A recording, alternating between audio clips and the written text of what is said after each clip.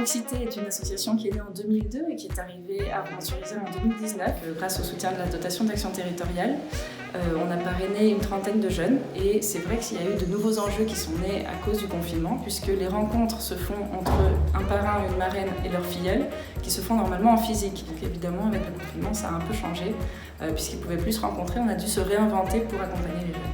Alors en temps normal, moi je fais un suivi de chaque binôme tous les mois en les appelant pour alimenter le reporting que je peux faire sur ces rencontres, et puis aussi savoir quels sont leurs besoins, s'ils ont besoin d'un coup de pouce en particulier sur tel ou tel sujet. Et là on a clairement accéléré ce suivi par téléphone et par mail aussi.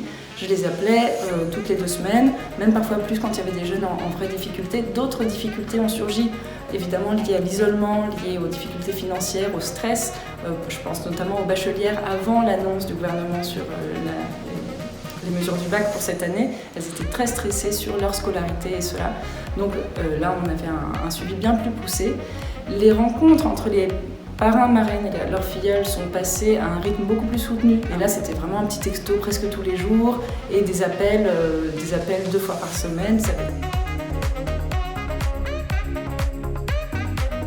Il y a eu assez vite une problématique d'accès au numérique qui était très forte pour des élèves qui avaient par exemple 3-4 frères et sœurs, un seul ordinateur à la maison et qui avaient besoin de suivre leurs cours au même titre que leurs frères et sœurs.